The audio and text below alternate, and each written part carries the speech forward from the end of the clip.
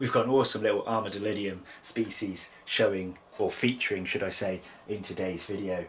But first, I'm going to tell you how I make up the best isopod substrate I personally know how to do.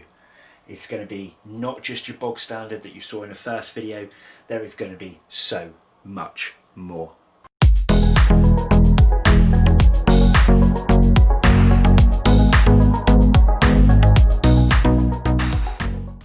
Hello and welcome back to Bug Realms. On this channel we like to discuss all things creepy crawly. So if that's something that interests you, please consider subscribing to the channel. So in today's video guys, I'm going to be showing you how I make a premium isopod substrate, and then we're going to finish off the video with some lovely little shots of one of my brand new isopod species. So first things first. Okay, like a numpty, I've accidentally deleted the part of the footage that actually involved making the substrate. I'm on like a filming spree right now guys. I'm trying to do lots in one day. I'm editing across and I'm deleting as I'm going to this room on the memory card. Boom, wiped the wrong bit, didn't I? So it doesn't matter because I've still got ingredients to redo this. So first of all, we're just going to make enough substrate to fill one of these tubs. The tubs we have been using or will be using for the rest of our isopod series. Obviously larger quantities just add more of everything I show you here today. So as you can see, I've filled it up around about a third of the way. So next, we're going to add in some beech chips. Now it doesn't matter if you use beech or whether you use oak, but you want a hard wood really, so I'm choosing beech today. It's really easily and readily available to get hold of beech chips. I'm just going to tip a bunch in like so.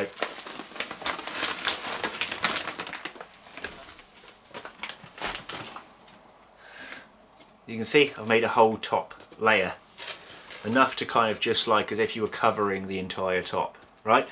Now the reason I have chose to use these beech chips is because over time they will start to kind of deteriorate and become really good sources of wood for your isopods, but because they're still fairly solid, it kind of is the long game. It will take more and more time to break down, so your longevity of this setup will be much better.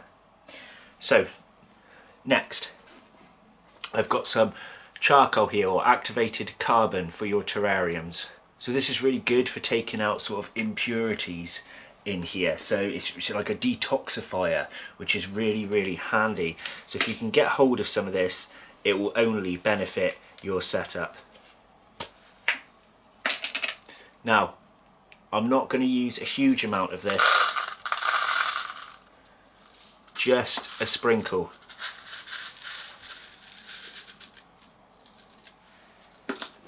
Like so. A small amount can go a long way with this stuff. Really handy.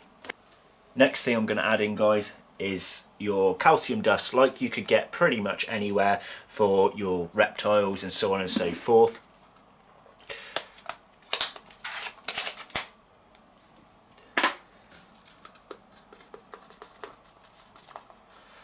I'm just going to put enough for a little pile.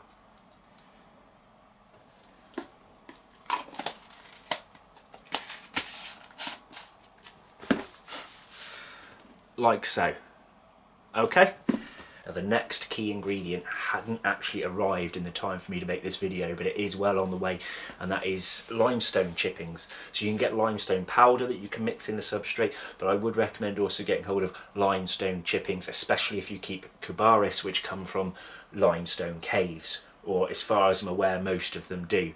It really will help build that natural habitat. It will help remove acidity within your soil, making the pH balance perfect for your isopods. And I've heard it increases your chances with breeding. Whether that's just because they're feeling healthier and happier and more in their own environment, I don't know.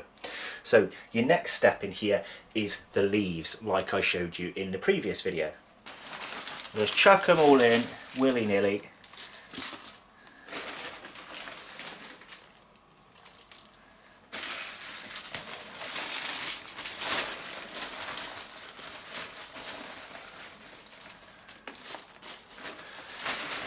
So your best bet is your oak leaf, although I've got a bit of a mixture in here of other deciduous tree leaves. So I've just made a small pile to start with. Next, I'm just going to add in a small clump of Sphagnum Moss. Going to peel it apart into pieces, just one small clump, okay? Like so. Next, some rotten white wood. We've already put in our beech chips, but as I said, they'll need time to break down a little bit more. So having your rotten white wood in as well will be much more beneficial. So they'll start kind of eating away at this stuff first, and then they can move on to the beech chips afterwards. Now I'm going to put in the best ingredient I possibly know of. Let me just make some space here. And this is what's in here. So I actually bought this from Bugs UK and I was so glad to find it on there. I'm not sure if I'm pronouncing this right, but Shiitake Mushroom. Now it's not just the mushroom, this is infused with mushroom. So in this bag is actually bits of wood, moss and other goodness, kind of like what we've already got in here, that was fused and formed together with the Shiitake mushroom. I don't know exactly kind of how that all works, but what I do know is these guys absolutely love and thrive on this stuff. So I highly recommend you getting hold of some. Absolutely fantastic stuff. So here it is in the bag. I'm just going to rip a chunk off and it proper crumbles. Really crumbles. Look at that. It's literally, you could make pretty much nearly an entire substrate just off this stuff alone. Now we're going to mix it like a cake. All of it. Get your hands right to the bottom. Spin it all around.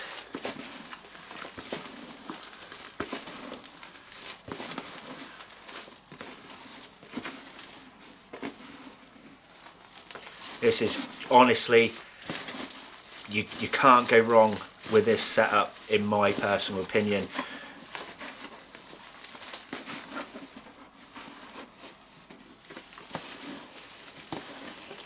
Oh, look at it.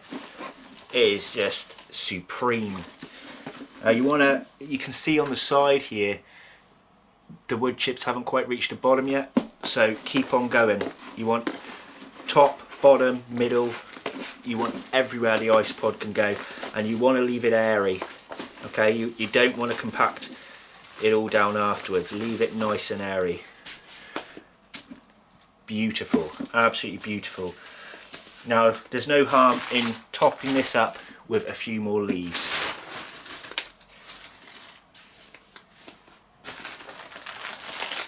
And then re-adding to one side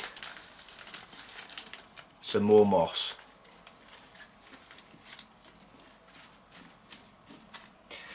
Now the moss side is the side you would soak down with water. Just pour some water along the side of the moss, pop a bit of bark on the top, Bob's your uncle, you're sorted. So there we have it, ladies and gentlemen, my supreme and best ISOPOD mix that I personally know how to do. Now if you haven't got the money to go out and get all this stuff, as long as you keep to the key ingredients of rotten white wood and deciduous rotting leaves in a soil based substrate with preferably a bit of moss, you'll be fine. But if you really want to up the game in the health of your isopods, this method will not let you guys down. And that's going to be it now, so I'm going to leave you guys with some beautiful footage of my new Armadillidium species.